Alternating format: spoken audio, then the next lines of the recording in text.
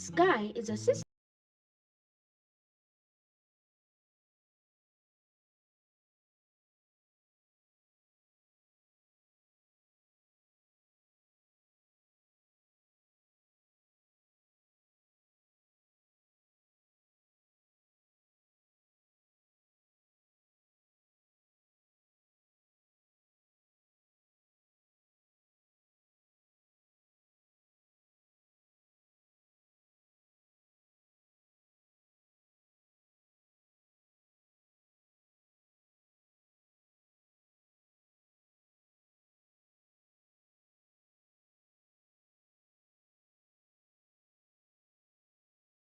sisterhood of teen girls from across Kenya. We are all about being true to ourselves and what we believe in, from fashion and music to school. Come on, everybody, get your feet happy. Let's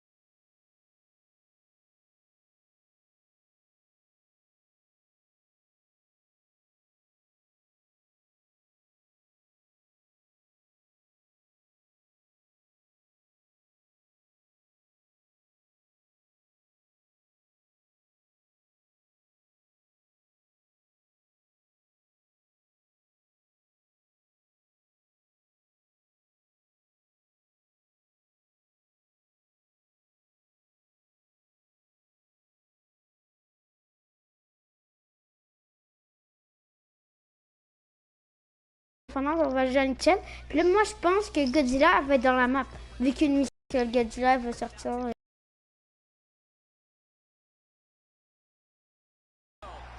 Attends. Je suis mauvais.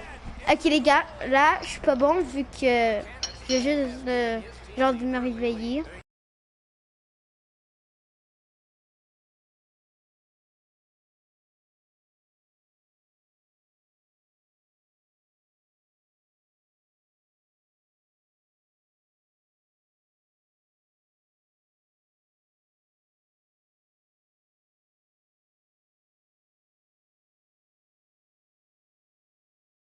For example, we know that, a huge part of, of the African population still is unbanked.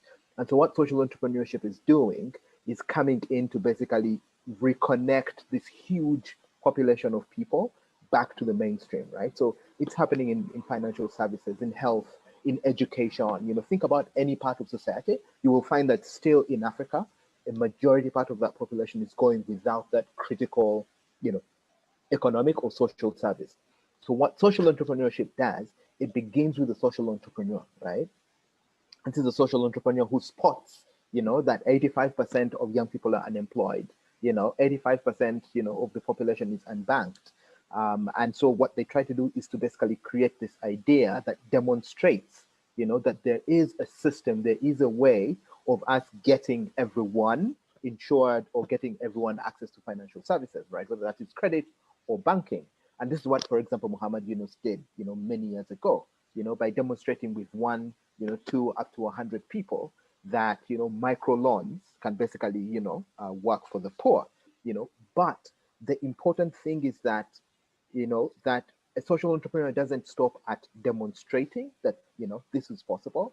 They basically go ahead and push the boundary and ask themselves, how do we make, this huge population, get reconnected to mainstream? And the reason why mainstream is important is because within that mainstream, financial services, health, education, access to justice, is that there are rules and laws that have been developed to protect everyone in society, right?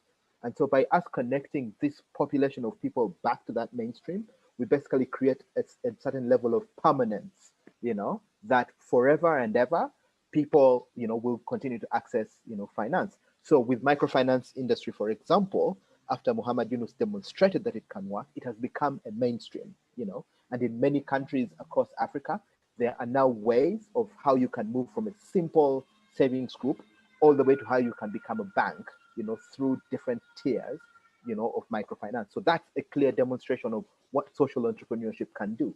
But the key point here is that Africa has, for a very long time run on the old paradigm, of one, the corporate sector or the private sector is making the finances, and by default, they attract the high level of skill, they attract the high level of financing because that paradigm is about investment and a return on investment in terms of money, right? But the result of that is that a huge population is not participating, right? And so the new paradigm is, how do we then expand, and start making corporate institutions, private sector, citizen sectors to be more cautious about how we can create this alternative way of reconnecting people so that they can participate in economics and in society and inherently become change makers, and in that way create this new paradigm, of development where everyone participates and everyone at the end of the day benefits. Thank you so much, Abu. Let me ask Eric the same question. Eric, why is social entrepreneurship important in redefining Africa's economic paradigm? Right. So thanks, Ruth, for that question. So I've been a bit lucky to spend a bit of time across the entire continent, and the one thing that I can confidently say is this continent has the largest opportunity for economic growth than anywhere else on this continent. Beats Latin America, beats Asia, beats Europe, and everyone else, right? And so when you think about it that way, then there's need to come up with a new sort of economic framework or a new economic model that harnesses each and every opportunity into one, right? And the one thing that we consistently know as Africans is we shun welfare. You don't want to be given. No one likes receiving, right?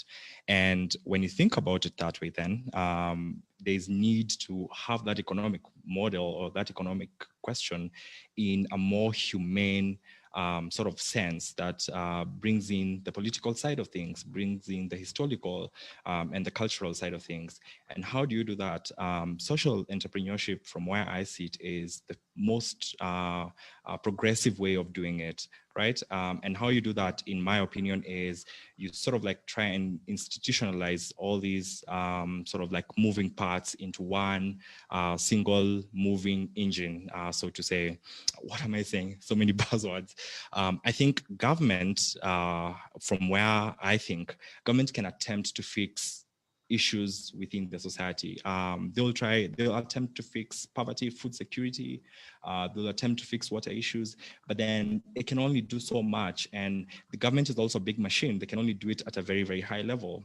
So how do we ensure that the one role that government plays and the one role that private sector plays involves the community? Then the only answer, in my view, is via social entrepreneurship, by getting the community to understand and getting change makers within the society to own these issues and own them at such a deep level that the only one way to see progress is each and every person and each and every individual within a society to understand their role and get to work and get to play their part in it. So from where I think the government will do enough, the private sector will do enough, but change and real change can only come by involving the community and by having change makers who do that. And the easiest way to do it is through social entrepreneurship, in my view. Great, thank you so much, Eric. And Dr. Florence, why do you think, or why is social entrepreneurship important in redefining Africa's economic paradigm? Thank you, Ruth. I can indeed answer this from my background, which is agriculture entrepreneurship.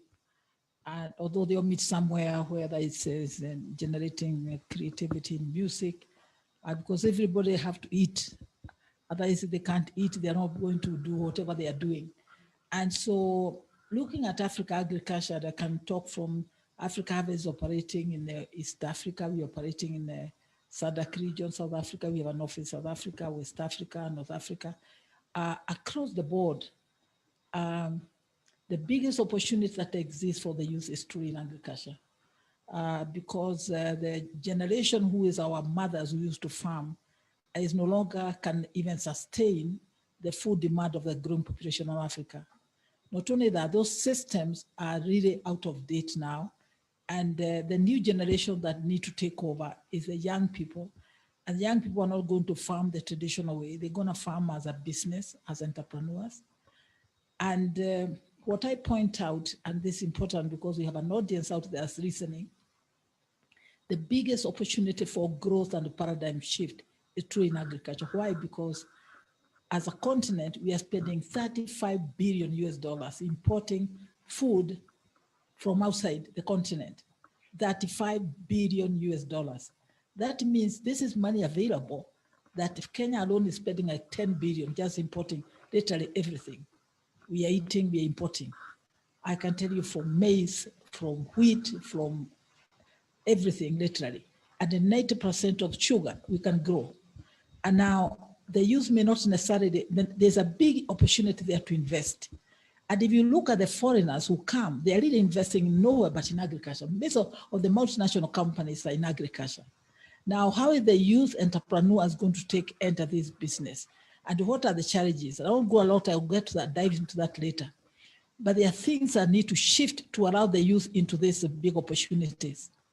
And Africa Harvest, in our own small way, we have been opening the eyes and the ears of the youth to see where are these opportunities.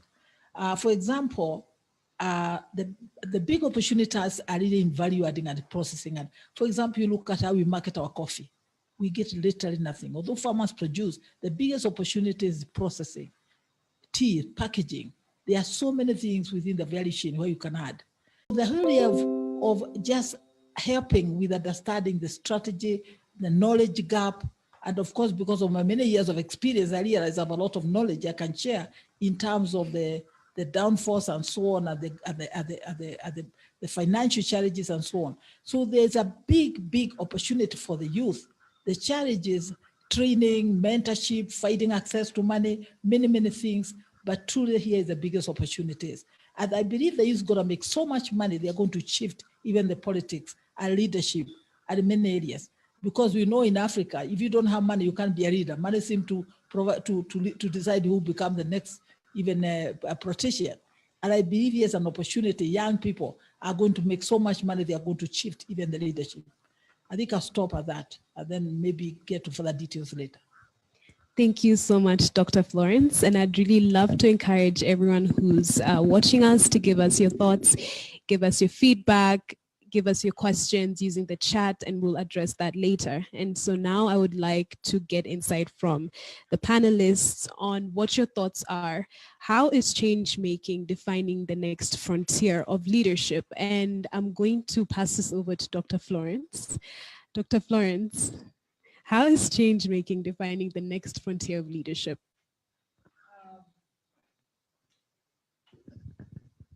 I believe, let's look at something simple has happened.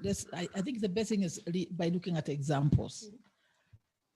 This country, a few years ago, nobody had a bank, about only maybe 5% of the population had a bank account or were able to access the money market and so on.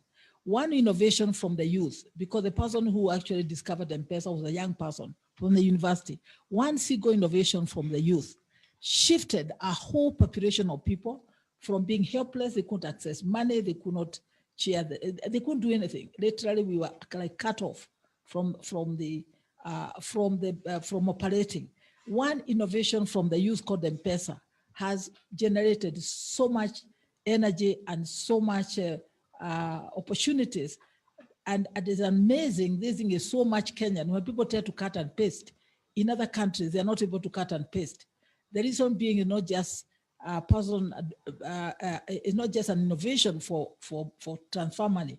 It's tied up to all kinds of businesses that even insurances are riding on it. Mama Mboga is riding on M-Pesa. You can buy and share. You can, I mean, it's no longer, I can't send money to my mother in the rural area. You can. So one innovation from the youth can make so much change. And that's why I'm again looking at the shift in paradigm. It's going to come from solutions, some of them generated by the young people, answering solution problems. Because sometimes the ed just like, by having these challenges that we have been having, I see the changes going to be caused literally from looking internally and coming up with changes that are very much African based. Another major area which I believe is going to cause shift, because I'm looking at areas where there has been, okay, there is innovation, but there's a lack of like a way out. In the area of money, because money is everything. Money makes things move, but the money has been too costly. Be able to find cheap money has been a big challenge. The young people, they have ideas, they are able to to be enterprise. They have a lot of enterprise mentality. They see opportunities, but the challenges of having available money opportunities to dive into the market have been very limiting. Because the banks, you can't really develop an innovation out of the money from the banks. They're too costly. And here I'm seeing something happening. We sometimes call it breaded financing, but it means that the youth have to get together and develop kind of the ideas into a kind of a package which can be what I call bankable or fundable, either work together, economics of scale. And that again is a strength because even though there's some competition, my experience working with the young people, whether it's in Africa Harvest or in my youth groups in the church, is that they are really able to share ideas and be able to pull together, and even without you interfering, come up with something. And that again, I think is going to be another way of moving things in the future. The third one is idea of incubation. And this is where the government can actually help in this shift and growth, because ideas need to be incubated before they can become big enough. And I believe even M-Pesa was incubated by Safaricom to a certain extent. There has to be, and that's where I can say South Africa is leading, because they have way of their what something they call them incubators, or they call them biopads, where they're able to actually help have a place, a platform where you can actually come up with an idea as a group or individually, and you help to develop this idea, and then it becomes a big idea, and so many other opportunities can actually grow from that one idea. So I believe there's going to be multiple ways of looking at this, but I believe innovations are the ones which are going to drive this shift. It can't be the business as usual. It's absolutely innovations, and they are going to come from generated by the young people. All people like me can do is provide mentorship, some guidance from the knowledge gaps, but truly the young people are going to drive the shifts that are needed.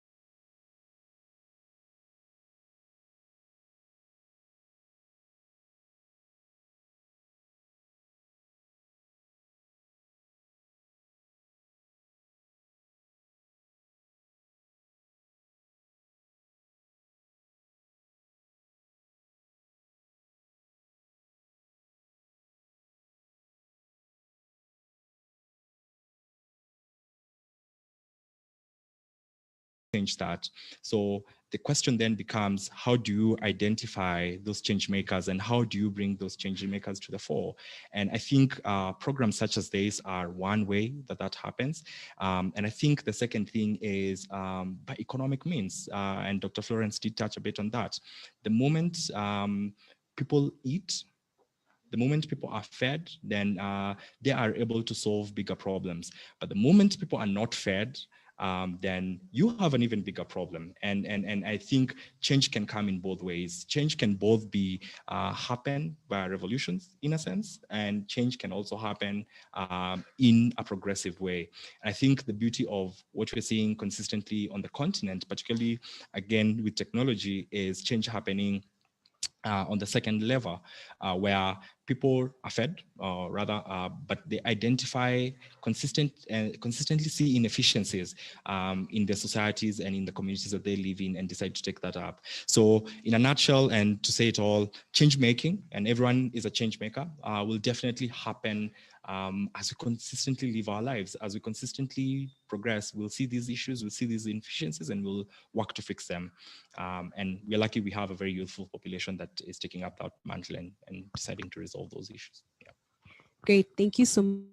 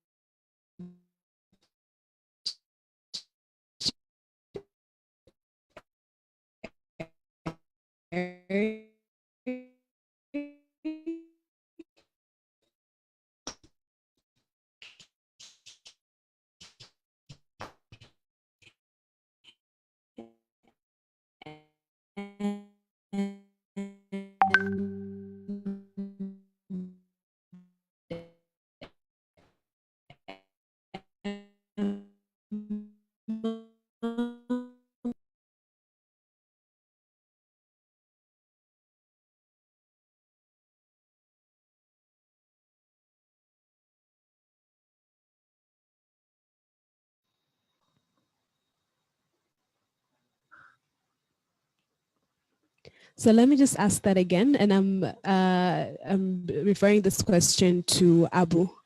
Abu, what are your thoughts? How is change making defining the next frontier of leadership?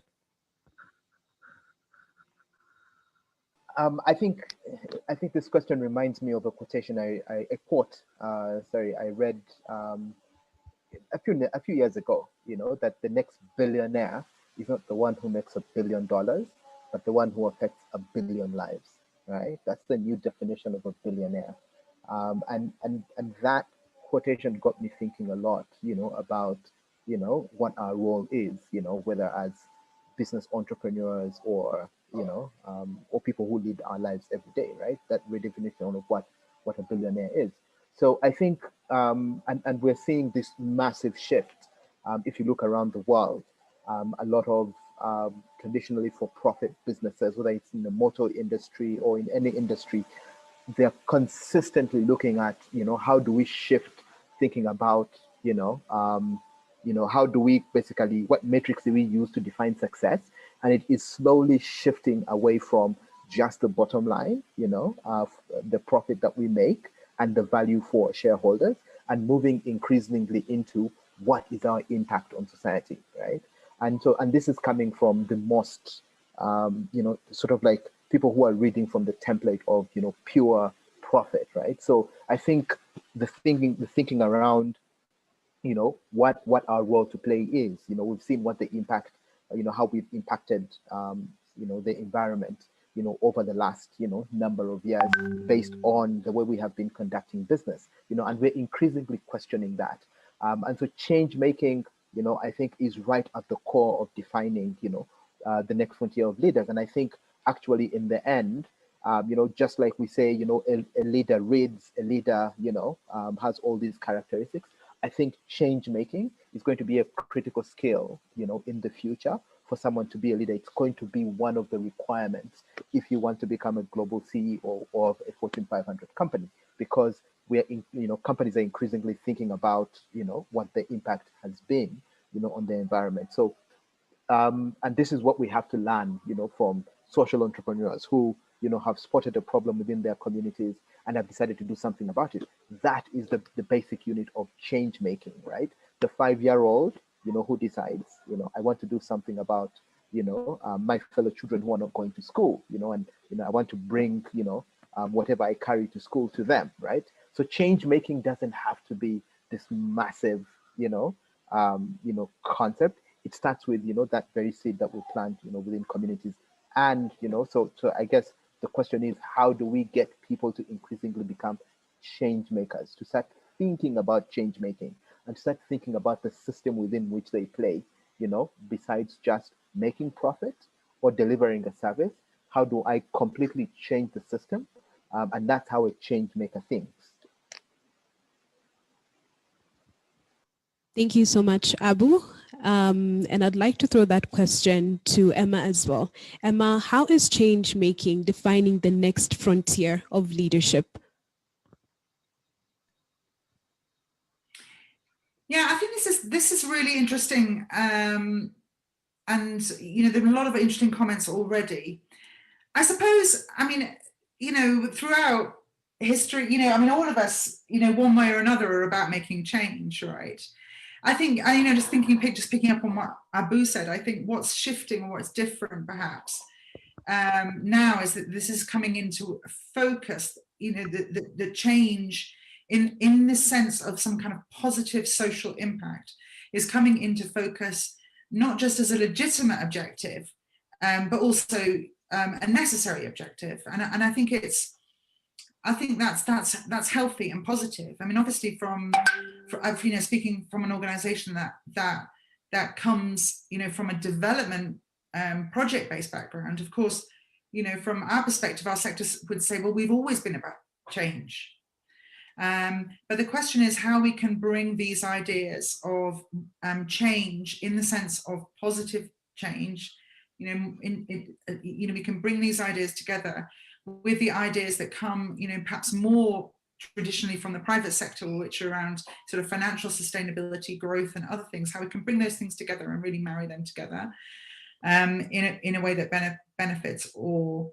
I think one thing I would chip in here is that you know, I think when we're thinking about change and positive social change, I think it's important for us to really think about what we mean by that.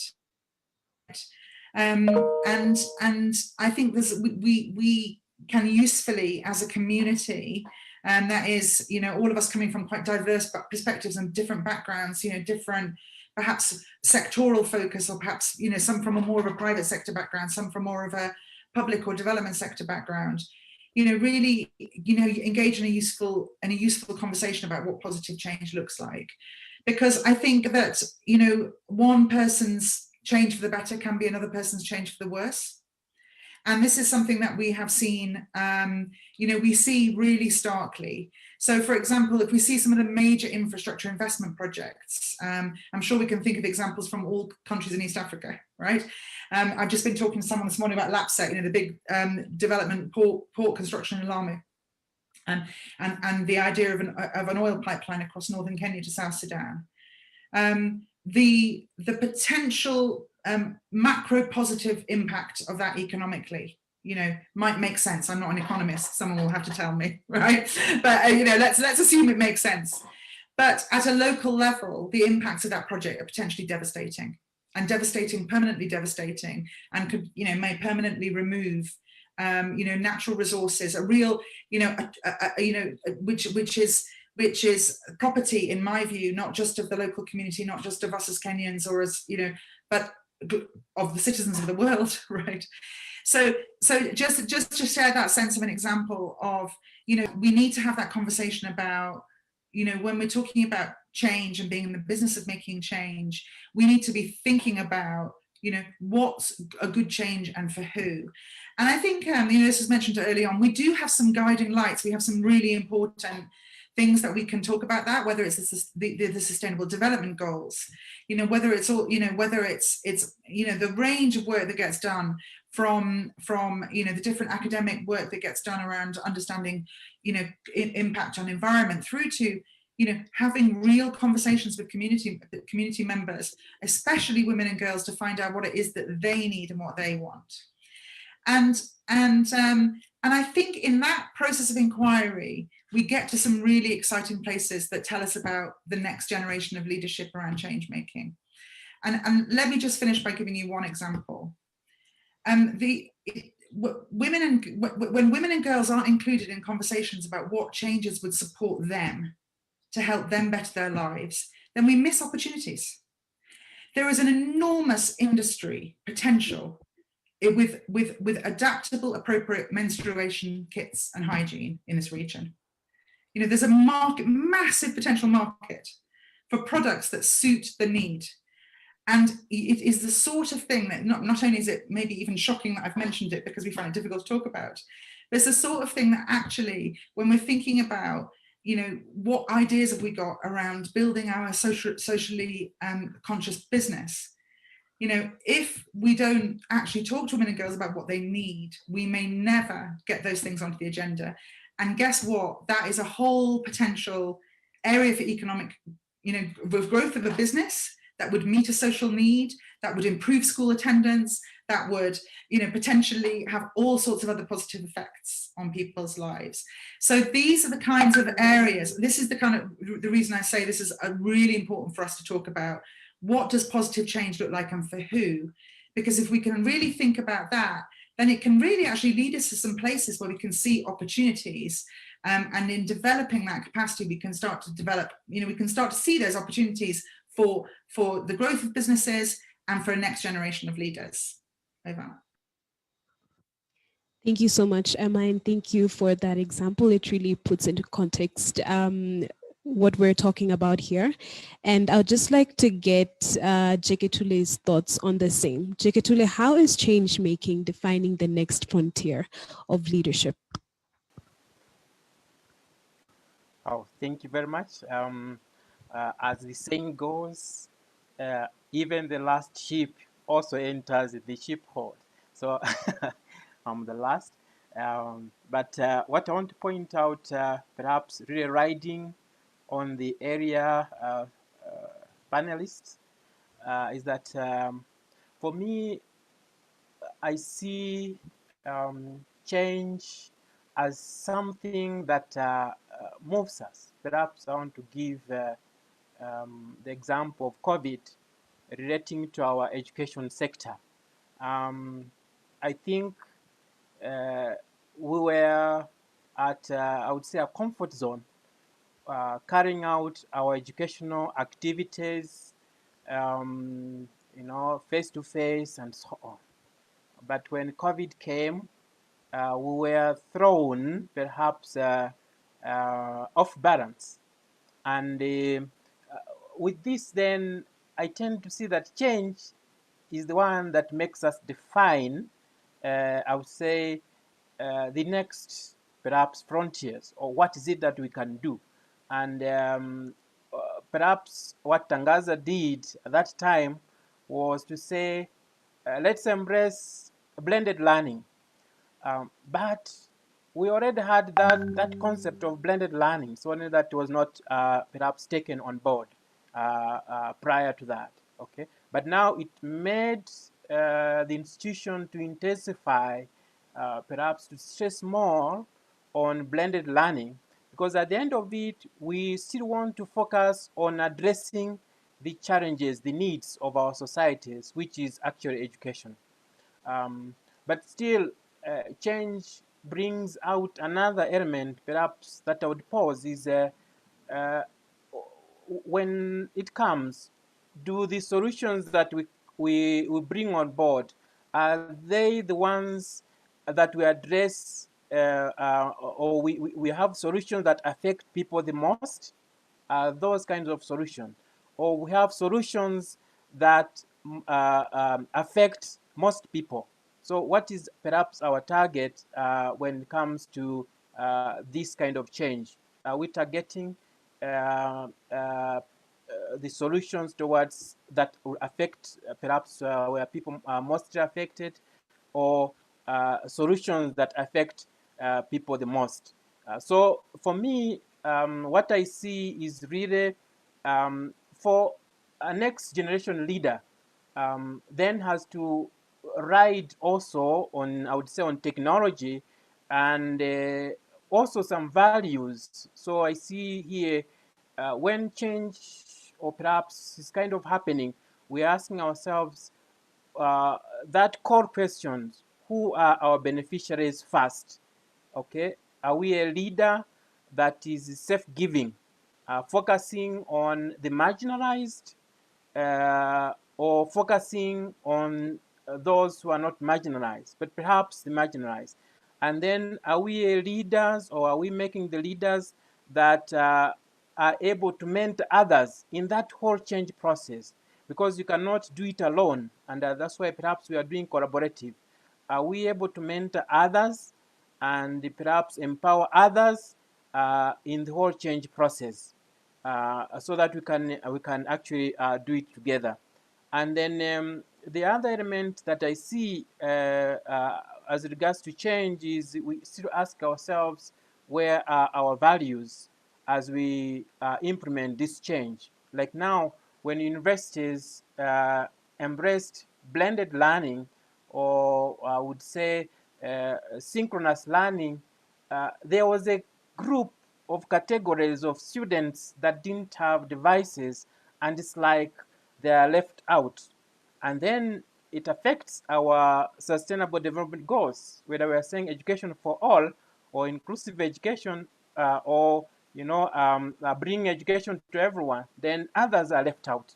And us as social entrepreneurs, then what is it that we are going to do, okay, especially those that are left out?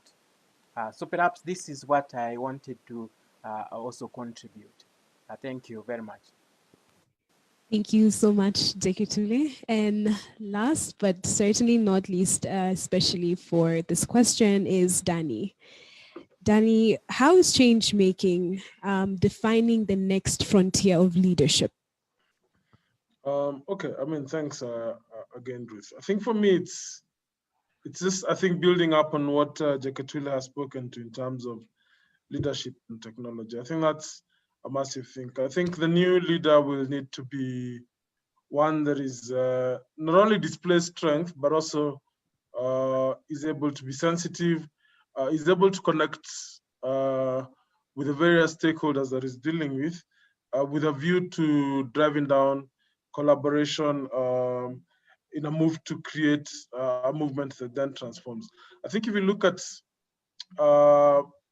it's interesting. If I come from a profit based world, but if you look at the last 10 years and you look at the Forbes list and the Forbes list of companies and the shift that has since happened, I remember 15 years ago when I started working, the big companies were oil companies, the BP, ExxonMobil. But if you look increasingly to where it is right now, it's technology-based companies. And if you ask yourself, what is technology? What's driving the growth in technology-based companies? So when you talk about Google, Apple, the entertainment companies, Spotify and all, it's really around leadership that is platform-based, people that are creating cross-sectional leadership that transforms not one industry, but is able to transform and transcend many more industries. So I think that's the type of leadership that will be required from a change-making perspective. I think it needs to be not only strong, but sensitive, creating, I think, opportunities for people to collaborate. So if you look at even something simple, and I say, if you look at something like agriculture, huge potential as Africa as a continent, nothing we're doing. And I like to give local examples. Look at what Trigger Chemicals is trying to do. Use platforms to transform how we do agriculture in this country going forward. Look at guys like Soko. Soko is an interesting platform that I love to reference to.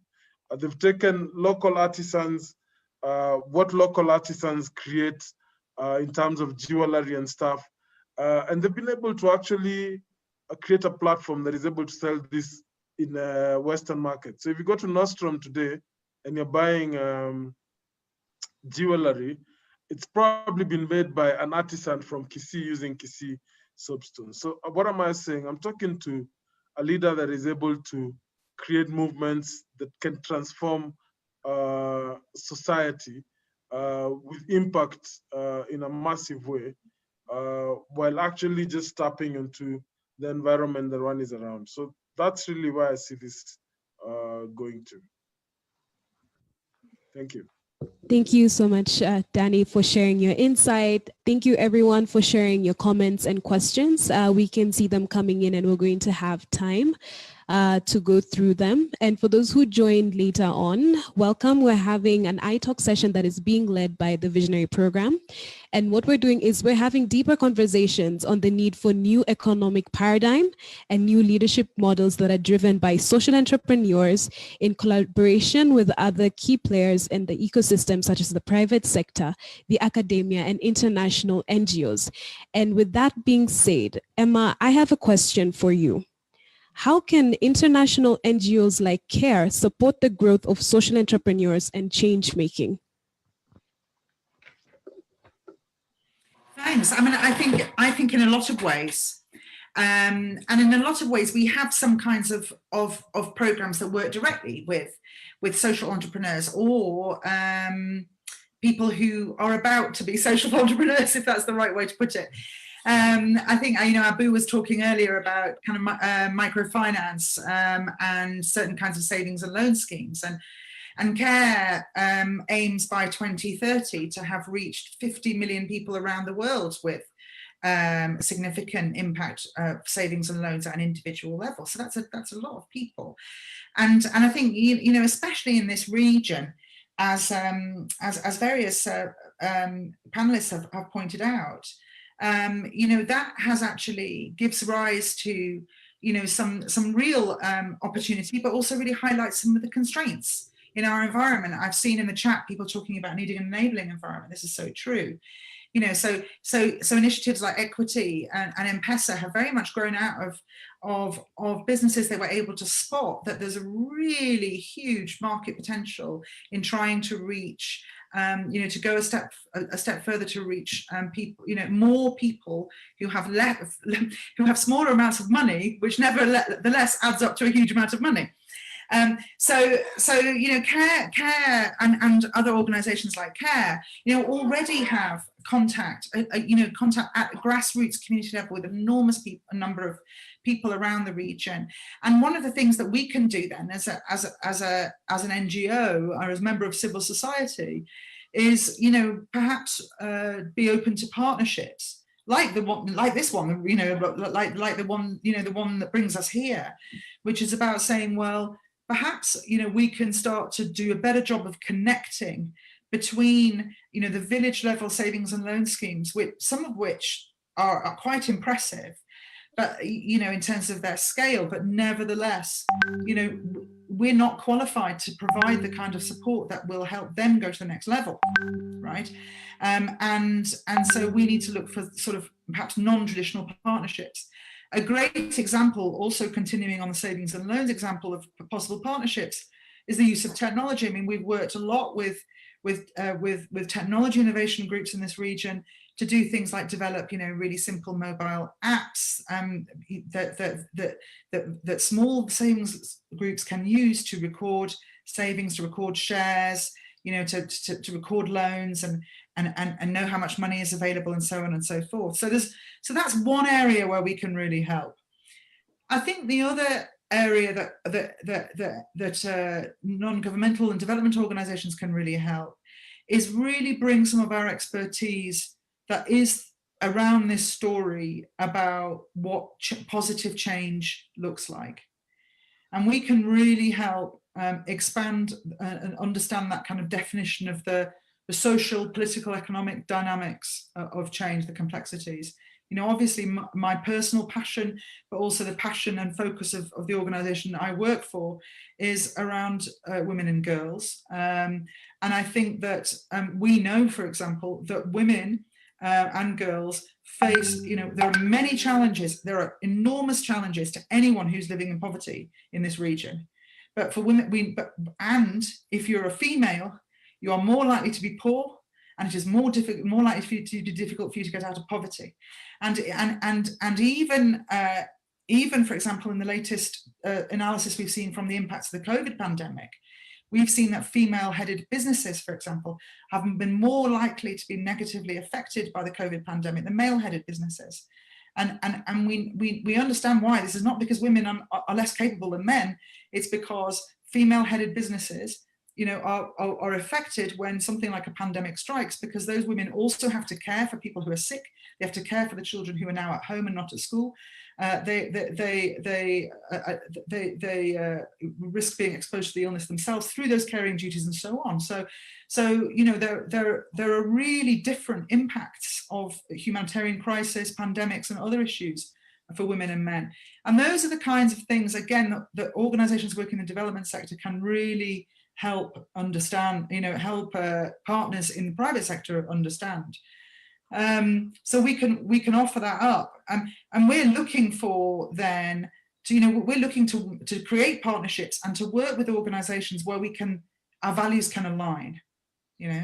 So, for example, you know, when I talk about our concerns around the need to understand the particular challenges that women and girls face in this region, you know, I might see it from one point of view, but perhaps, for example, if I'm, say I won't name a company, but if say I was a large manufacturer of household items in this region, soaps and toothpaste and so on and so forth, you know, I might be interested to partner with a development organization like CARE or like many of the others in the region, because I might know that if I want to sell more of my products, I need to understand the client that I haven't reached yet. And that client that I haven't reached yet may be, for example, a woman in a rural village, you know, and, you know, in trying to understand my potential client, you know, I can better grow my business. So there's a potential win-wins with these relationships if we can align around values. Maybe the last thing to say is, of course, there's one other interesting aspect of social entrepreneurship, and that CARE and other civil society organizations are looking at as well. And that is that social entrepreneurship also potentially offers sustainable models for non-governmental organizations as well.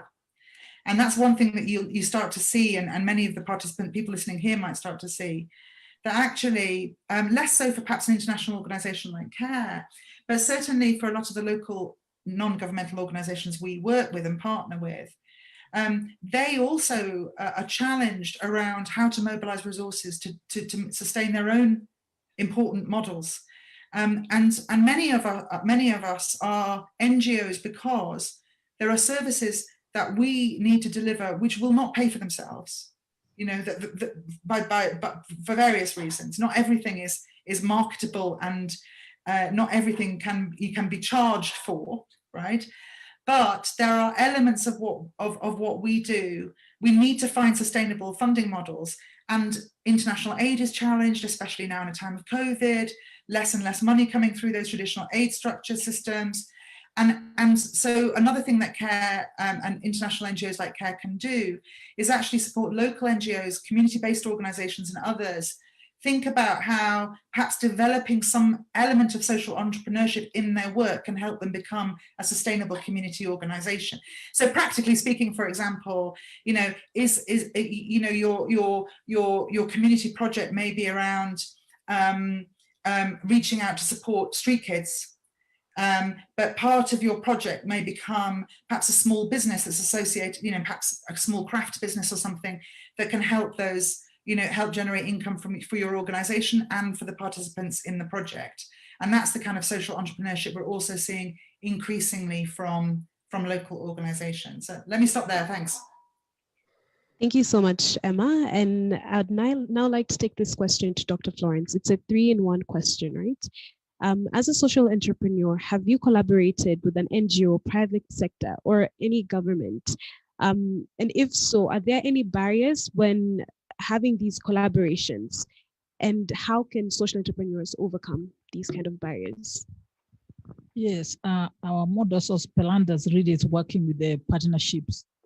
We can't achieve much on our own. Our vision is very big. We believe we can contribute to development across Africa. And is through having what I call models which can be shared. Because if something is successful, it can be copied. We are open to people sharing ideas and so on. In our doing business, as I said, the Africa Harvest, we are not like extension. We are technology dissemination focused on helping to build businesses, innovation, and so on. We collaborate with the other NGOs. For example, we are collaborating with Sasakawa, which is another big NGO, because we look for areas of complementary strength. We look at areas of synergy, because together we are stronger than working individually. Wherever we go, whether it's West Africa, we look for a partnership organization, could be an NGO, a private sector.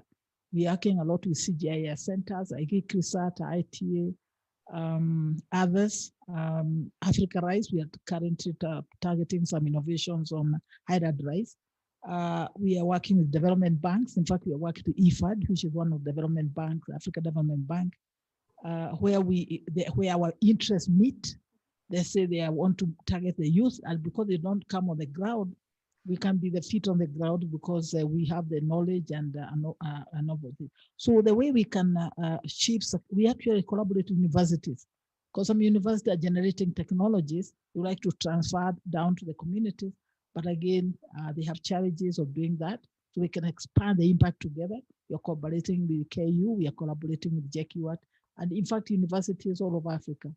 Some universities in South Africa, some in Cameroon, some in Nigeria. So, as well as governments, believe me, we do work with the governments, but very carefully in very targeted areas.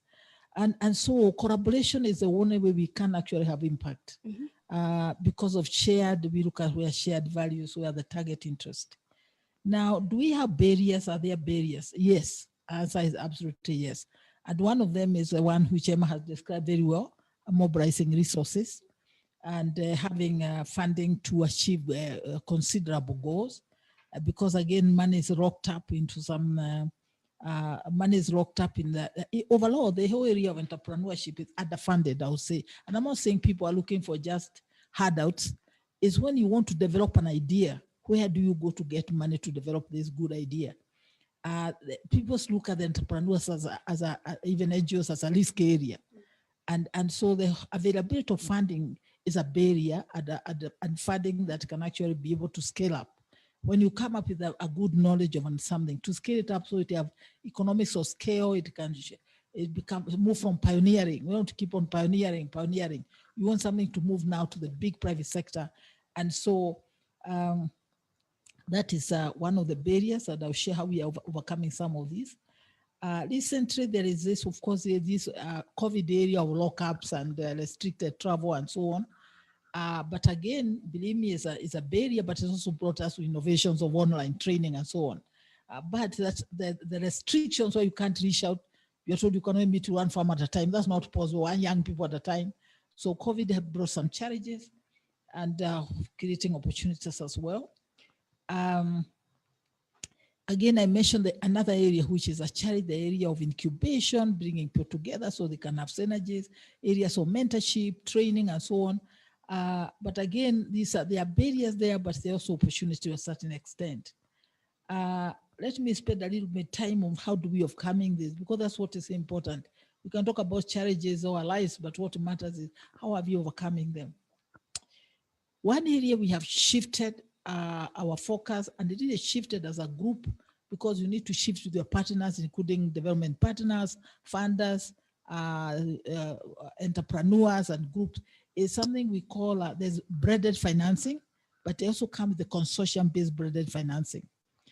Whereas, let's say a company, and we are working with a number of companies, let's say a certain SME or a certain company, believe me, and we have a number of these. Let's just take an arbitrary example, although I can mention some we are working with. Let's say a company X want to grow groundnuts. But the problem is the groundnuts they have been growing, they bring them from another country called Malawi or so. They have aflatoxins by there, the company is shut down. And they come to us and say, how can you help us? I say, here's an excellent opportunity, because they're going to create local-based businesses. Now, it involves technological innovations. You have to control the aflatoxins. Beyond that, you have to train and mentor and bring up economics of scale and so on. And to do that, you need a partnership, and this truly is a shift. You need partnership between the private sector, which can buy all these groundnuts or cotton or whatever it is. The farmers produce a lot more. The SMEs produce more. Entrepreneurs produce more what it is. But then organizations like Africa Harvest bring the innovation, the knowledge, the training for good agronomy, economics of scale. Because I talked about this huge import bill. The reason many of the companies keep on importing what can be produced locally is they claim, or they say, and it's true, that we cannot find volumes, we cannot have quality assurance, and we cannot have timely delivery. So the knowledge of delivering volumes, quality, and it can be done across the board. Whether you are, believe me, we are dealing even with chicken and so on, produced by young people.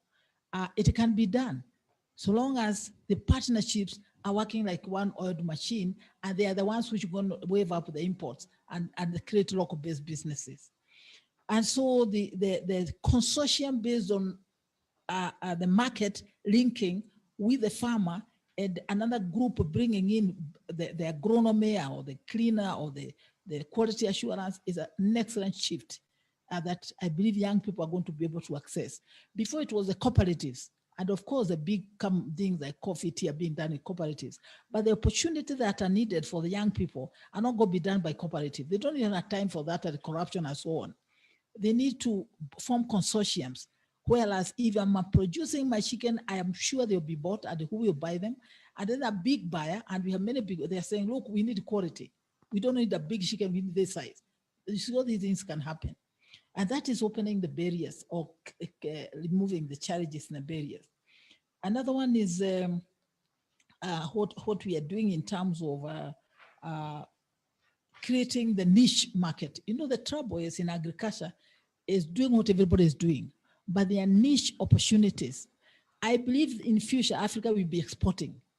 The reason being young people are able to come in innovations and they're able to see not only I can produce this, I can do it so well, I have got the access to the internet, I've got access to this, and I can actually market my product to Italy or wherever.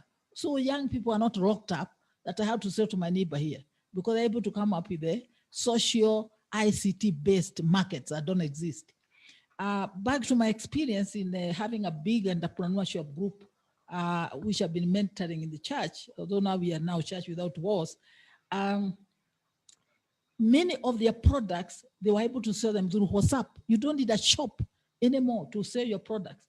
Before you had to open a shop and pay the rent and pay the water and pay electricity. It's not necessary anymore. Believe me, there's so many innovations how you can get into the market. And most of these come from them. So shifting to solutions that are affordable and I would say really looking at the niche, the opportunity, being able to lock up the market, having quality products, I see that as a way to solve these problems. So thank you, Ruth. Thank you so much, Dr. Florence. That was very, very insightful. And I'd like to swing this to Eric, because I feel like you can bring an interesting take here. And my question to you is, why is it important for development partners to collaborate with social entrepreneurs and international NGOs? What value does it bring to you? And when you're answering that question, I think I'd be really interested in knowing which barriers can you help social entrepreneurs lift and how so? Okay, so thanks for that. I think in a nutshell, complex societal issues, whether you're talking about poverty alleviation, water, access to financing, cannot be solved in a very unilateral direction. It has to be a collaborative, sort of like cross-functional approach towards solving that issue. So on one hand, you could potentially have private sector trying to solve that. On another hand, you could have government, NGOs and the like. But then when you bring all those moving parts together, then I believe that's when you can be able to have like real and absolutely impactful change, right? And so coming back to your question about why it's important for that sort of like collaboration to be brought together, I'll use the example of the organization that I work for, right? A common theme at Advantage Austria that I said is success is meant to be shared. And it's something that you see, the Austrian economy is largely SME driven, right? And it's a country of 9 million people, very, very tiny country sitting at the heart of Europe. And so when you think about it that way, you wouldn't have opportunities for people to travel, come out of potentially Austria and move into other areas of the world to set up their own businesses and to be able to do it, right? So how do you then win all those three spheres? One is by having strong partners like ourselves, like the Austrian Development Corporation, Austrian Development Agency, who are now on the ground and trying to shift and move those things right ahead. And so to the next sort of like part of the question around what value that brings, I think importantly, the new economic model for nations going forward is more on equal partnerships. The whole big brother, small brother model, it could potentially continue to exist, but countries want to be treated equally. And how you do that is, again, by having everyone at the table and everyone playing their role, right? The second big thing is around skills and technology transfer, like Dr. Florence has just alluded to. So the internet has democratized all these opportunities. Everything is easily visible in a flip of a second by a mobile device. So how do you ensure that that is that value cascades down? Again, it's in that level. And finally, and I think importantly, is around sustainable wealth creation. So again, opportunities exist. They're there, they're everywhere, right? And individuals are able to see them and they can be able to do all they need to do to be able to access them. But then how do you do that sustainably? I think, again, for me, social entrepreneurship takes the cake in that sphere. So one, it's able to harness all those abilities of the community, of individuals, and then they're able to catalyze that change and see it start to happen. And they're able to bring those partners together, again, private sector, and then have that meaningful sort of like impactful change taking place. The second question was on the barriers. So which barriers can you help solve with help with solve with social entrepreneurship? I think that's a very interesting question, because when you think about it, people and individuals know whatever problems they have in whatever communities, whatever societies they live in, right? And I think the most important thing for that to be able to take place is either in two levels. One, co-creation. So you have a local partner or a local individual who has deep domain knowledge about a specific subject matter and that subject matter within their community. And then on this other level, having an organization, a company, or an individual with very, very deep domain technical expertise. Now, you bring the two together, then you've solved a problem, and you've solved it in a very good level. And I think that's one of the things that we've been able to do as an organization, and we consistently do.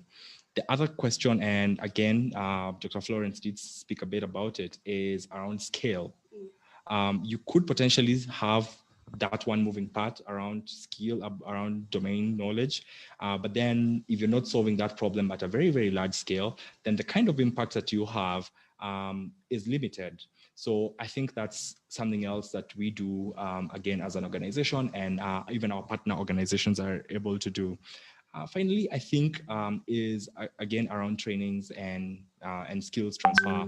So Austrian companies, 9 million people don't want to come out there. But then with every single organization and with every single customer or touch point that they do have locally, you see them doing a lot of training, a lot of knowledge transfer, a lot of skills development, so that you do not have that model of, I sold you this product or I sold you this technology, go figure it out on your own.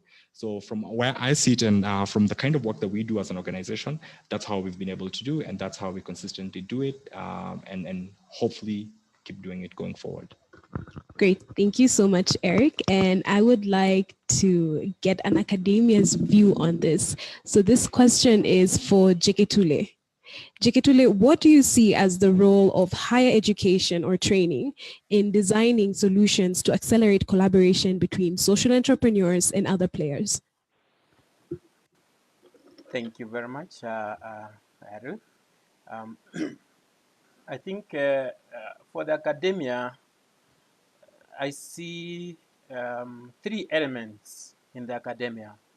And one is teaching, second is research, and the third is actually community engagement. So an academia should be able to cut across these 3 elements. So in order to perhaps to collaborate or accelerate collaboration, then as regards to teaching, the academia should be able to develop or design curriculums that actually resonate with the industry, so that resonate with the needs of the society. And this has to be in collaboration with other organizations. Perhaps I would say the NGOs, the public, and the private sector, so that they are, the curriculum reflects what are the needs of the society, and these needs of the society are the ones that actually responded to, or perhaps fully or partially, by the other partners. So curriculum that resonates the needs of the society. And as regards to research, that's the other wing or the other pillar. I see the higher education has a big role to play, especially in identifying the knowledge gaps in research, so that whenever perhaps the NGOs, the other sectors are responding, they are responding to well-researched, needs and gaps that can be filled, by these sectors. And they should be able to also, as regards to research, universities should be able to influence policy makers, and so that there is a favorable political or policy frameworks where organizations can actually work. So I see higher education to actually advocate for policy frameworks that advocate also for the greater good of the society, or for the needs of the society. And another thing on research, what I see is that the universities or higher institutions of learning should be able to spearhead, to be at the forefront of attracting funding for service learning. And this service learning is whereby you want the students, or in partnership with the NGOs, to go and practice what they learn in class into the field. So they should be able to attract funding for actual service learning.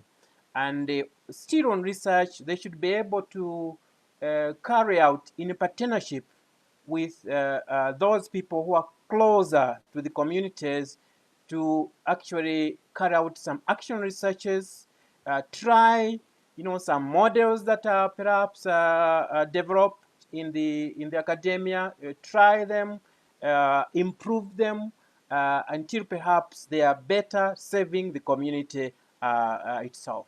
Then in terms of community engagement, I see higher education playing the role of linking, or linkages of social entrepreneurs. So like now I see there Ashoka, I see there Care, how these perhaps can bring that role of linking these social entrepreneurs or organizations that work for social entrepreneurship, and also foster incubation centers, and perhaps the monitoring, which can be monitored by those people in the in the field itself as in practice. So perhaps this is really I see as the role of the higher education, and perhaps more so to move on, I would say universities should act as a mentorship, organizations for social entrepreneurs, and also perhaps in incubation, so that there is um, no divorce between theory on one hand and practice on the other side, but the two should be able to intertwine together. So this is what I see as the role of higher education and training. Ruth. Thank you so much, J.K. Tule. Danny, I would like to now give you a question. As a leader in an organization, that has immense influence on young people, what do you see as your role in shaping the conversation to help young people understand social entrepreneurship and explore other opportunities outside the traditional job? Thanks, Ruth. I think that's a very pertinent question, especially in the times we're in. So, look, from a trace perspective, I think we're all about creating a platform that empowers the youth. So I'll just give you a specific example. So we've developed a platform called Trace Academia. Trace Academia is an online learning platform that talks to vocational training that is geared towards the youth.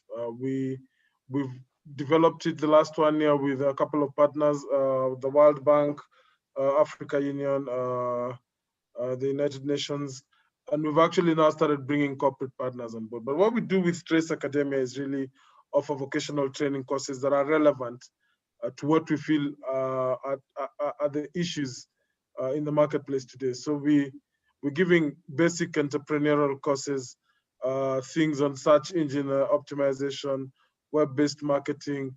So if you talk to every young person, they want to be an influencer on YouTube, on Twitter or Instagram.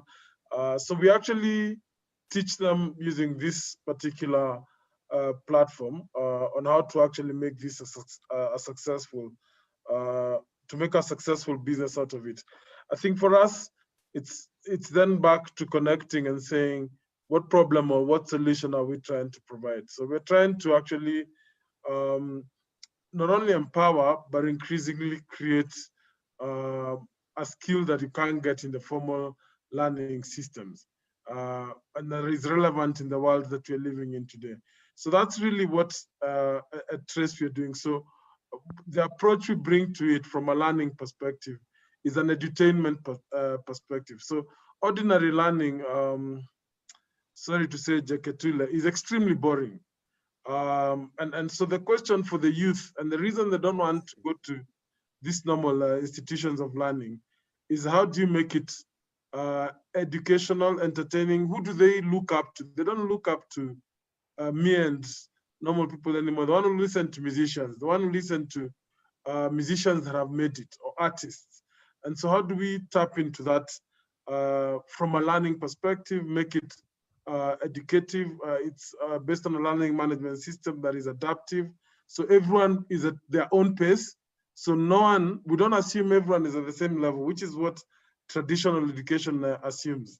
So we take everyone at their own pace. We introduce a gaming element to it so that it's competitive. It's something you can share with others, very similar to how Duolingo would work when you're learning languages. So that's what Trace Academia does. Ultimately, it's then to connect. So we also have a module where, so you go through various modules. We then also connect people who've come through those modules with funding opportunities, one, and also job employment opportunities. So it's an end-to-end ecosystem that we've built. You can get it on your mobile phone, on iOS, Android, and web-based application. The plan is really to take at least 50 million youth across Africa in the next 5 years on this platform. So that's really our contribution in terms of, from a Trace perspective, in terms of what are we doing with the youth. It's a huge departure from what we normally do because we're not an educational organization, but we realize when interacting with our audiences, we reach over 300 million people worldwide.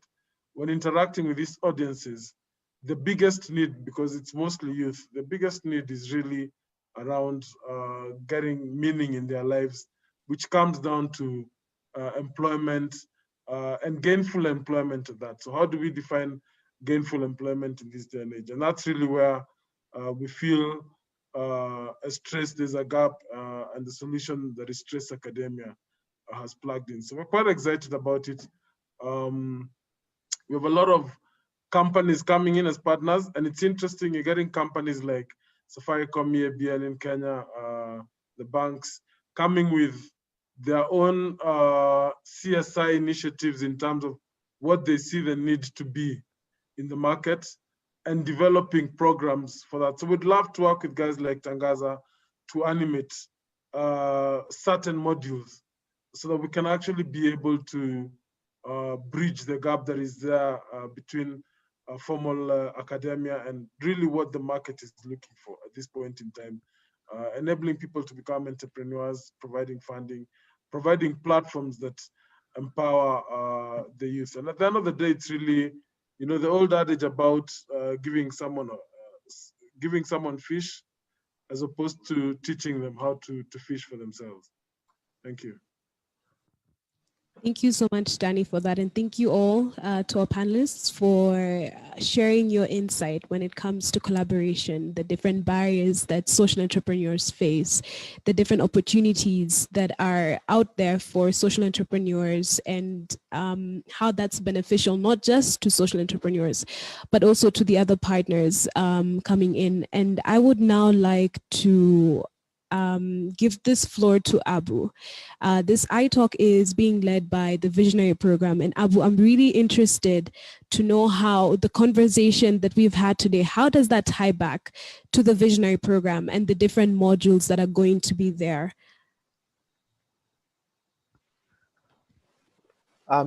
Thanks, Ruth. This has been, I mean, a truly fascinating conversation, you know, and a lot of things have been touched on. And I think the important thing, that the salient thing that has come out of it is, you know, if you've been listening, this description of a new form, you know, of doing things, you know, it's not business as usual. It's not the bottom line as usual. But that what that means as well is that the person who basically builds this, the leader who builds this new organization, this new blended organization, you know, that takes care, you know, about as much about, you know, what their impact, what their footprint is, you know, on society, and what trail they leave in terms of social transformation, rather than just finances. That kind of leader, you know, is an important thing, and this is where the visionary program basically comes in. So what the visionary program, you know, where it started is that Ashoka took its 40 years of, you know, of leading this space, and actually in 1981, Ashoka coined the word social entrepreneurship. And what it did is that it realized that all these 40 years of supporting social entrepreneurs, more than 3,000 around the world, and actually leading initiatives, you know, in social entrepreneurship, that it had never shared this information with the world. So what we did is that we took all those 40 years and created it and turned it into this 9-month, you know, leadership program, executive leadership program. And the point is, one, you know, to talk about systems change and social entrepreneurship, right? To clarify what that concept was that Ashoka meant initially, right? And I will pick from what Danny said.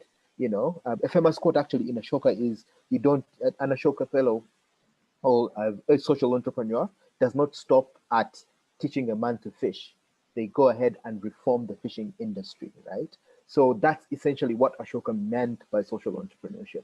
And so we've taken what those are, the tools, and the, you know, and the theory for social transformation, systems change, and what social entrepreneurship is, and brought it into this course. But what we also did was to basically try and tackle the whole idea that there's not enough people participating in social entrepreneurship. You know, Dr. Florence, you know, and other panelists have been talking about, you know, this whole idea of partnership, right? Co-creation. You know, so these are some of the modules that we have, right? So we generally have 7 modules that run over a 9-month period. And they range all the way from what social entrepreneurship is, what social impact and innovation is. A lot of us are familiar with the business model canvas, but not many of us are familiar with the social business model canvas, right? A business model canvas designed with social impact at the back of your, you know, at the back of your mind. You know, how to use the this social reporting standards tool, which is used now around the world, to basically report, you know, on what your impact is, but also to plan, you know, for your social transforming idea, all the way to partnerships and co-creation, you know, as a key topic. So we cover a wide range of things, but the goal at the end of the day is that the, you know, the private sector, public sector, citizen sector, or NGO space, social entrepreneurs, you know, that come into this space. Every year we take 30 people, one cohort a year, you know, through 30 people. The goal is that when they leave at the end of the program, they go back into their institutions and basically begin to practice these ideas of change making, right? And so I picked up someone's idea, someone's question. I think it was Connie in the question section, and she was asking, how do you transform a leader, right? It probably wasn't Connie, it was someone else. right? And the whole idea is that we can take a typically, a typical public sector official, we can take a private sector, executive, and through this course, basically get them to become change-making leaders, right? That, for example, they're going to go back and question how they're doing their CSR, programs, from just basically distributing kits of things to how do I look at my entire value chain, right? Who are my suppliers? Who are the people that, that I supply to? Who are my retailers? And how do I get them to become, passionate about skills training, right? And in that way, you're transforming everyone. You have the power to leverage that power as, a key player in the supply chain of your business to basically start transforming all your suppliers, all your retailers into, change makers in the space of skilling youth, in terms of vocational training. So those kinds of things to basically get people to push them from, from impact, which is what a lot of us are doing now. We are reaching millions of people, to systems change, right? How do we then begin to basically change the system so that our work becomes a permanent fixture, right? And one of the ways, for example, of doing that is by getting government to basically adopt your work and make it part of policy. We've seen this happen, with many social entrepreneurs, around the world. A very simple example is in Uganda here, with the Hill Preparatory School and Claire Ovamuno, whose daughter had a condition, called aphasia. So the issue is that her daughter takes long to basically learn a concept, right? So she tried to find a school for her child, but everyone basically was determining, the system determined that her daughter was schizophrenic, right? So they were taking her daughter to the school of the disabled, but she basically wanted to challenge her child.